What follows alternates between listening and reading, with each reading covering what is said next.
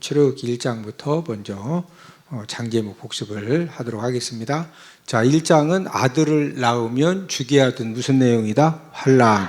2장은 모세가 사람 죽이고 미디안 광야로 보냈다? 도피. 3장은 80세 때 소명 받은 다음에 4장은 귀환해가지고 5장은 만남, 이제 모세가 바로왕을 만난 거죠. 6장은 위로, 어려움 당하는 모세를 하나님 위로해 주시고, 이때 이제 쫓아내도록 만들어 주시겠다고 하셨기 때문에 쫓아내게 만드시려고 10가지 재앙을 내리시는데, 7장은 피, 8장은 개입파, 개구리, 이 파리, 9장은 돌종우, 돌림병, 종기우박, 10장은 매흑, 메뚜기와 흑암 재앙이다. 11장은 경고, 이제 9가지 재앙을 내린 다음에 이제 경고하고, 12장은 유월절, 어린 양의 피를 바른 이제 집은 죽음의 사자들이 그냥 지나갔지만 피를 바르지 않았던 애굽의 모든 집집마다 장자와 짐승의 첫 새끼가 전부 다 죽었다. 한쪽은 다 살고 한쪽은 다 죽는 거죠. 죽으니까 바로왕 13장은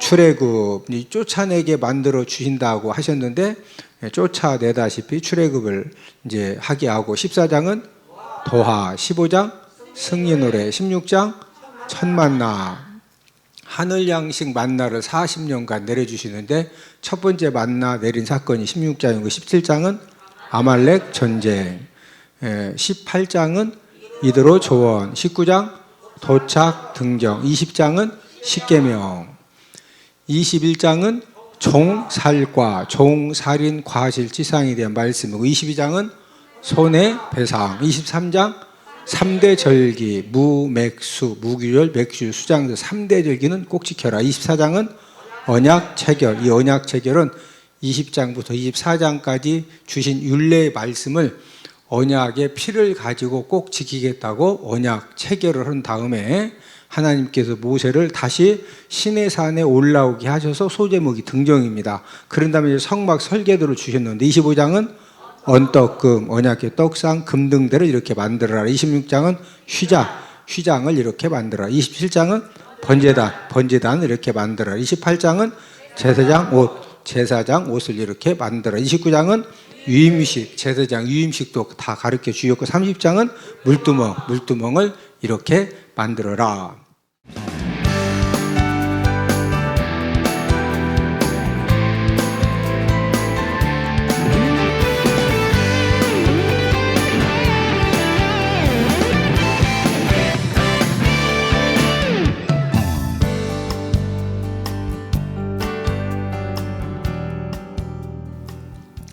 우리가 지금 제사장 옷에 대해서 이제 공부를 하고 있는데, 제사장 옷은 몇 가지로 구성되어 있다? 4가지. 하나님께 제사를 드리고 예배 드릴 때 만약에 이 옷들 중에서 하나라도 입지 않으면은 하나님이 그 즉시로 어떻게 하셨다? 죽이셨다. 자, 이처럼 하나님의 자녀들도 무슨 옷을 입고 살아야 된다? 영적 옷을 입고 살아야 된다. 그래서 이 영적인 옷에 대해서 우리가 지금 공부를 하고 있는데, 첫 번째 영적인 옷은 로마서 13장 12절 말씀해 보니까 무슨 옷이다? 빛의 갑옷을 입어야 된다. 자, 이 빛의 갑옷은 무슨 옷이라고 그랬죠? 선행의 옷이라고 그랬죠? 선행의 옷이다. 그 다음에 두 번째는 로마서 13장 14절에 보니까 주 예수 그리스도의 옷이죠. 주 예수 그리스도의 옷을 입어야 되는데, 주 예수 그리스도의 옷이라고 하는 것은 어떤 삶을 사는 거라고 그랬죠? 말씀의 삶을 살고 기도의 삶을 살고 예배 성공의 삶을 사는 것이 바로 주 예수 그리스도의 옷을 입고 사는 것이다. 지금 이제 우리가 세 번째, 지난주에 이어서 우리가 세 번째 이제 옷은 좋은 이 성품의 옷을 입어야 된다. 좋은 성품의 옷. 자, 이 좋은 성품의 옷이 어디 기록되어 있느냐? 우리 골로새서 3장 12절을 다 함께 찾습니다. 골로새서 3장 12절을 다 함께 찾습니다. 골로새서 3장 12절에 보면은 좋은 성품의 옷이 5가지가 기록이 되어져 있다. 시작.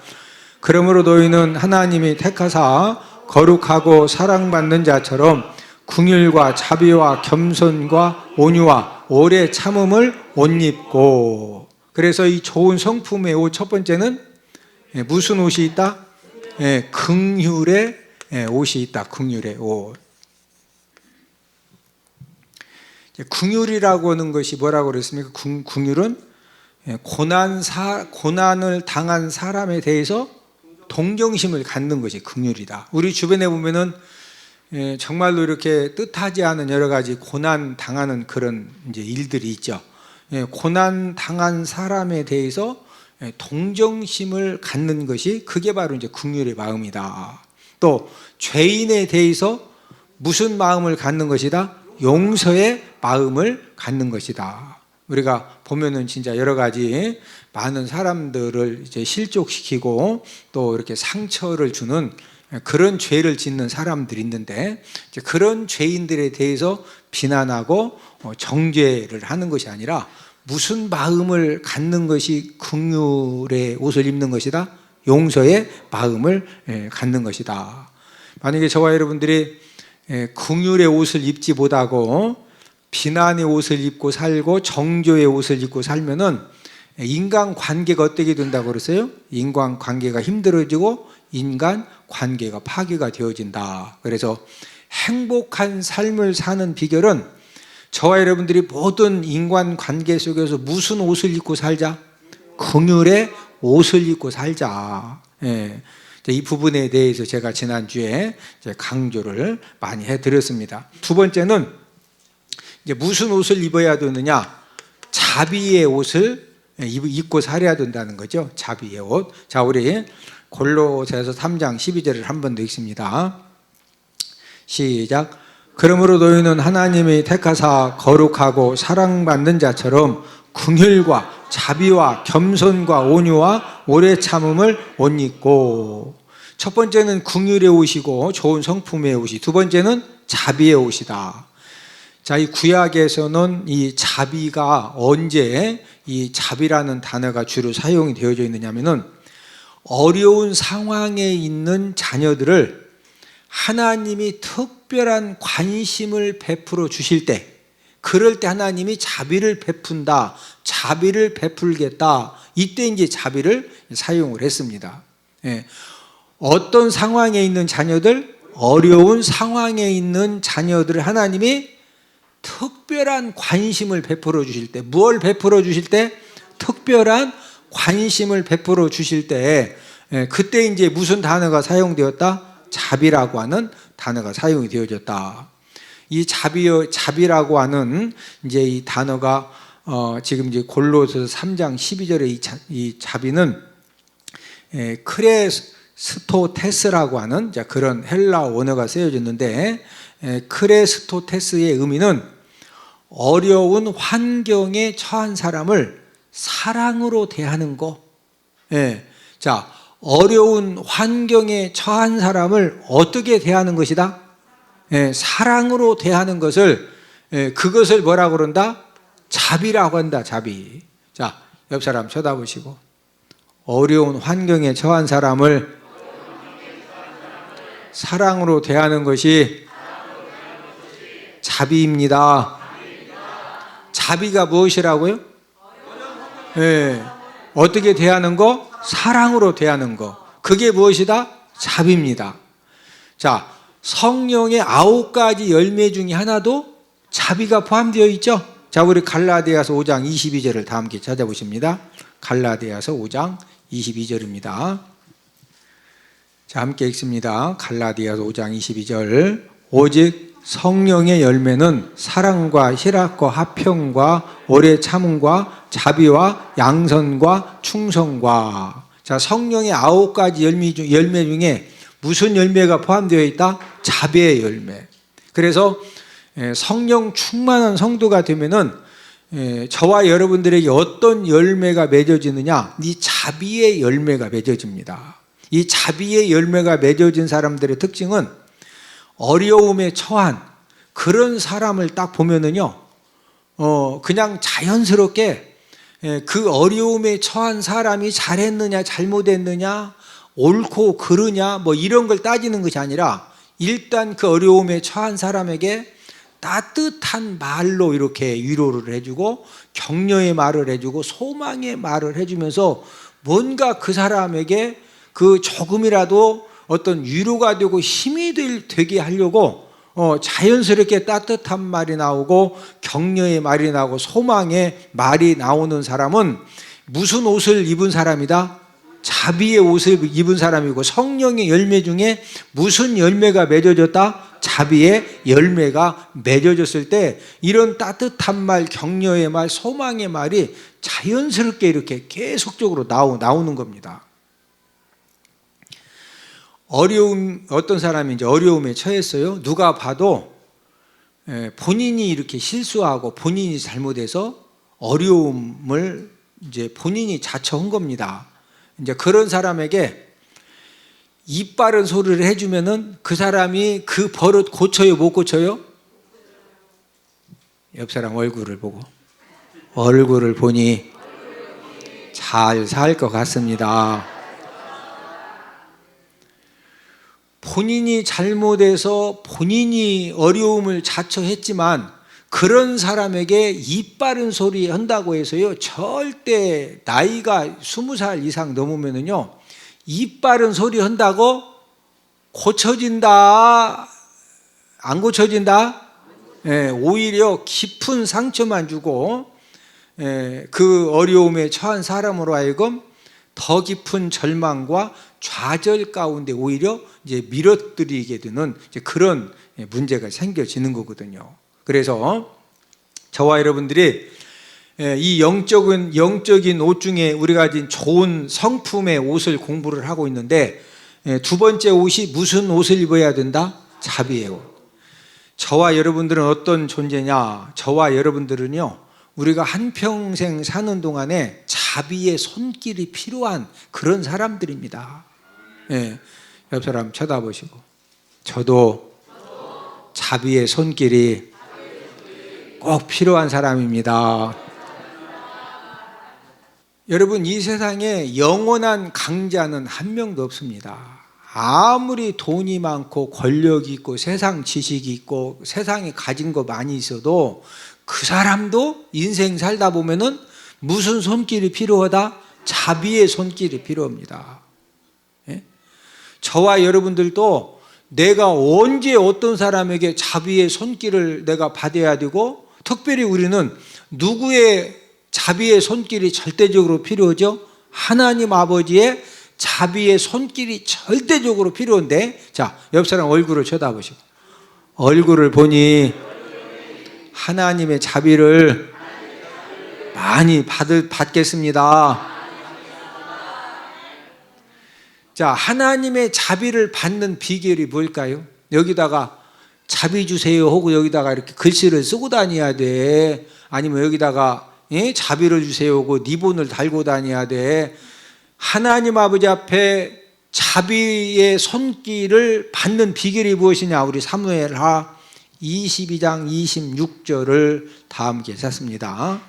사무엘하 22장 26절에 보면은 하나님 아버지가 이런 사람에게 자비를 베풀어 주신다는 거예요.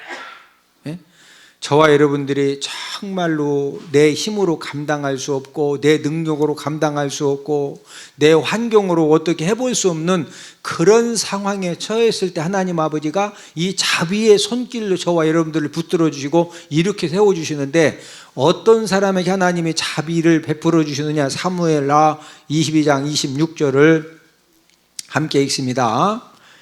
자비한 자에게는 주의 자비하심을 나타내시며 완전한 자에게는 주의 완전하심을 보이시며. 자, 하나님 아버지가 어떤 사람에게 자비를 베풀어 주신다? 무한 자?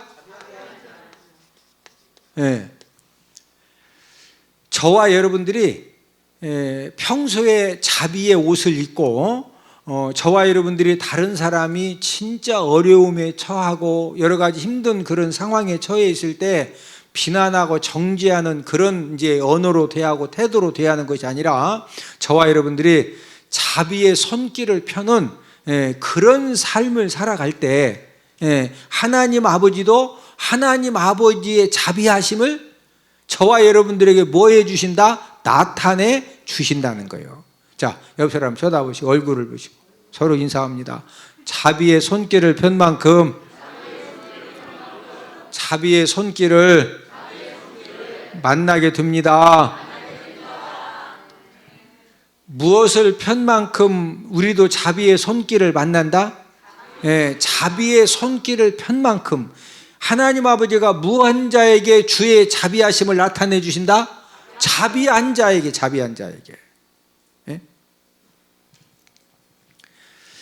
자비의 이 손길의 특징은 상황에 따라서 서로 주고받는 것입니다.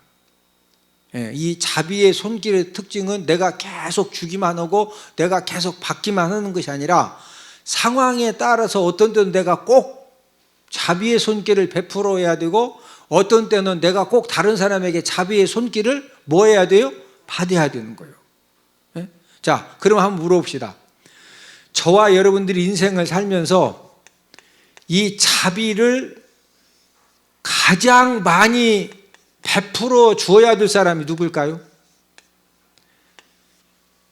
저와 여러분들이 인생 삶을 살면서 이 자비의 손길을 가장 많이 내가 누구한테 베풀어 줘야 될 것 같아요? 배우자입니다. 배우. 아내는 남편에게, 남편은 누구에게 자비의 손길을 힘쓰고 애써서 베풀어야 된다? 아내입니다. 아내. 이제 이렇게 우리 교회는요 그런 분들이 없지만 많은 분들이 여자분들, 결혼한 여자분들의 아주 최고 왼수, 아주 이놈의 인간 때문에 못 살겠다가 하는 대상이요 남편이 많더라고. 남편이. 그래서 이제 평생 왼수라고 이렇게 이제 하는 경우도 있는데, 자 보세요.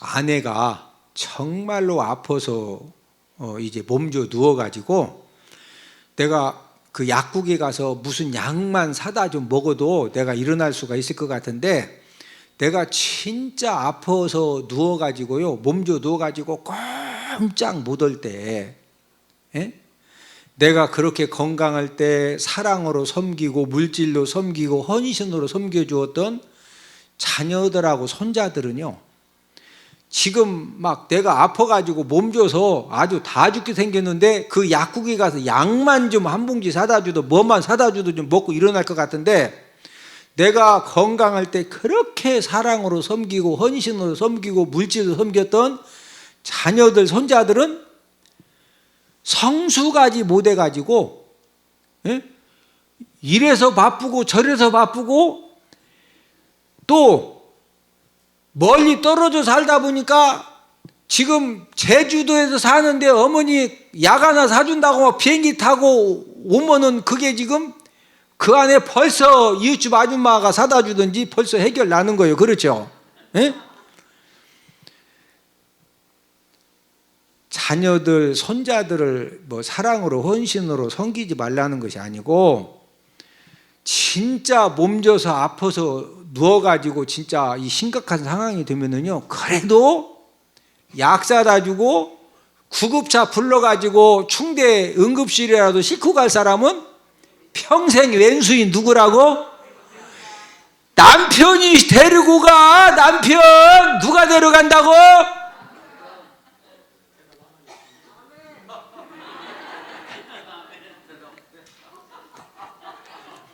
제 말이 맞아 틀려?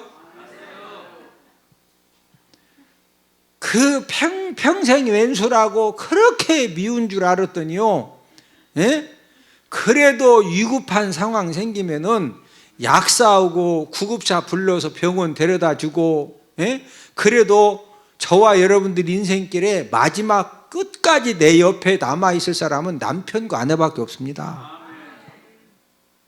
제가 우리 집사람한테 하여튼 가끔 제가 부탁합니다. 뭔 부탁하느냐? 절대 당신은 나보다 먼저 죽으면 안 된다. 예? 나 죽을 때 그래도 당신이 살아있어야, 목사님 먼저 천국 가서 눈이라도 이렇게 좀 덮어줘야지. 죽을 때 막 훅 뜨고 죽으면은요, 또 이거 자녀들이 와가지고 막, 예? 우리 보배도 막 아버지 하고서 막 눈 오면은 눈을 잘 감고 죽는 것도 이게 은혜요. 이게 떴으면 아내가 남편이 이렇게 잘, 여보 눈 잘, 무서워 눈 잘 뜨게 자꾸 훅 뜨지 마 무서워 그래서 이렇게 잘해서, 예? 우리가 웃으면서 듣지만 이게 현실이요. 예? 우리가 인생을 살면서 가장 힘쓰고 애쓰고 노력해서 자비를 베풀어야 될 대상이 누구라고? 남편이고 아내입니다. 예? 인간관계 속에서 가장 확실하고 오래가는 자비의 손길이 있습니다. 가장 확실하고 오래가는 자비의 손길은 어떤 자비의 손길이 가장 오래갈 것 같아요? 이제 하나님이고, 두 번째 사랑 관계 속에서 부모님 자비 손길입니다. 부모님 자비 손길.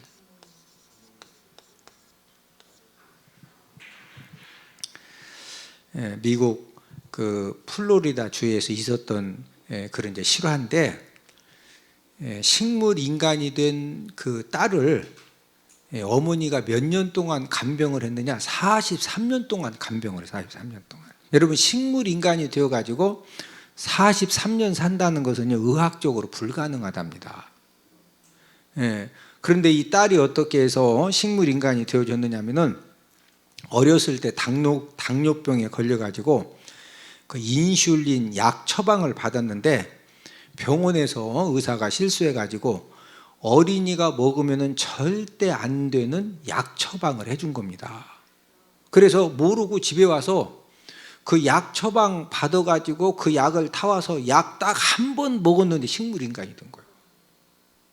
벌써 이제 몸이 그 딱 먹고서 몸이 이상해져서 이제 구급차를 타고 병원에 실려가면서 이 딸이 어머니한테 뭐라고 부탁을 했느냐면은, 어머니 제 곁을 절대 떠나지 말아주세요.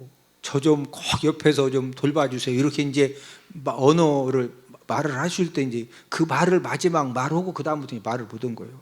근데 엄마도 딸아 염려하지 말고 내가 절대 네 곁을 떠나지 않고 지켜줄 테니 걱정하지 말아라. 그렇게 하고서 이제 병원으로 들어갔는데, 그게 이제 큰 딸이 마지막 그 말 한마디 하고 그때부터 이제 말도 못하고 식물인간으로 43년간을 보냈는데, 놀라운 사실은 이 큰딸이 욕창 한번 걸리지 않도록 43년 동안 어머니가 2시간마다 몸을 이렇게 이쪽으로 돌려주고, 이게 사람이 이렇게 이제 꼼짝 못하고 누워있으면 최고 무서운 것이 욕창입니다. 욕창. 요즘은 이제 의학 여러 가지 기구들이 많이 만들어져 가지고 그 자동으로 막 사람을 이렇게도 하고 저렇게도 하고 뭐 그런 게 있다고 해요. 하는데 예전에는 그 사람을 다 이렇게 몸으로 이렇게 직접 막 돌려줘야 되거든요. 그래서 이 어머니가 43년 동안 2시간 이상 잠을 못 자고 이 큰딸 몸을 계속 이쪽으로 돌려주고 저쪽으로 돌려주고 그렇게 이제 간병을 한 겁니다. 근데 이제 그 내용 중에 무슨 내용이 기록되어 있냐면은, 엄마하고 여동생이 43년 동안 이제 간병을 해줬는데, 식물 인간이던 언니가 어머니하고 여동생이 어떻게 해서 그 육체적으로 힘들고 정신적으로 힘들고 경제적으로 힘든데도 43년 동안을 그 식물 인간 된 그 언니, 식물 인간 된 그 딸을 어떻게 이렇게 잘 돌볼 수가 있었느냐면요, 지저귀 갈아주고 뭐 이렇게 조금만 만져주고 하면은요, 말은 못 얻는데 그 엄마하고 여동생한테 항상 이렇게 웃어준다는 거예요. 야, 제가 이걸 보면서 옆 사람 얼굴을 쳐다보시고, 얼굴을 보니 43년 동안 섬겨줄 것 같습니다.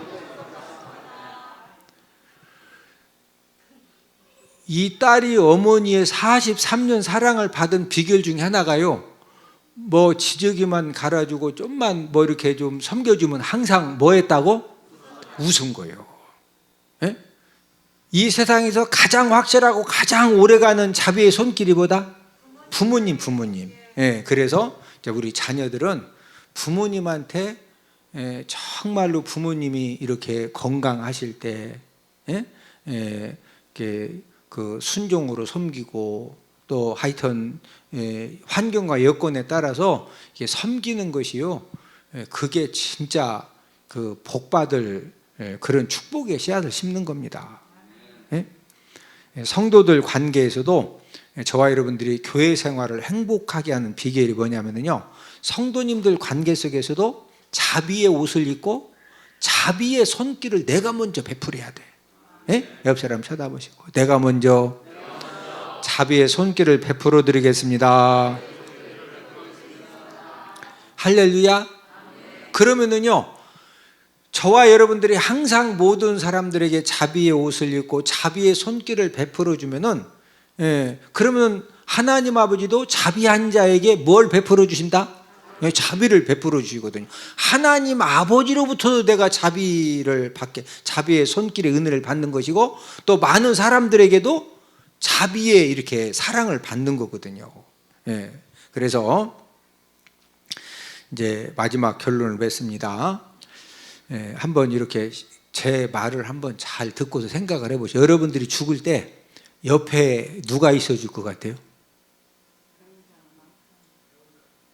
아니, 잘 생각해 봐요. 우리가 다 한 번은 죽어야 되는데 죽을 때 누가 옆에 있어줄 것 같아요? 근데 이제 남편하고 아내가 있어주면은, 저는 뭐 우리 집사람한테 제가 맨날 부탁하니까 기도할 때 절대, 하여튼 그 나 죽은 다음에 죽을 거니까 그래도 난 우리 집사람은 옆에 있어요. 아니 근데 이제 만에 하나라도 우리 집사람이 뭔지 후딱 천국 갔네, 이제 이러면은 이제 저도 이제 심각한 문제죠. 그러니까 이제 여러분들도 남편이나 아내가 옆에서 지켜줄 사람으로 있는데, 그 지켜주기로 했던 남편이나 아내가 먼저 후딱 천국 갔어요. 그러면은 이제 배우자는 없고 여러분은 혼자 있을 때, 마지막 죽을 때 옆에 누가 있어줄 것 같아요? 누가 있어준다고요? 이제 우리 장로님은 아버님 이렇게 이제 돌아가실 때 자녀들이 옆에서 그 막 오랜 그래도 몇 주 동안 이렇게 다 소대변 받아내시고 함께 이제 자면서 이렇게 해줬기 때문에 이제 그 답이 그렇게 나오는 건데, 그건 아버님이 진짜 복 받으신 겁니다. 근데 장로님도 장담 못해요. 저와 여러분들이 언젠가는 한 번은 다 죽어야 돼요.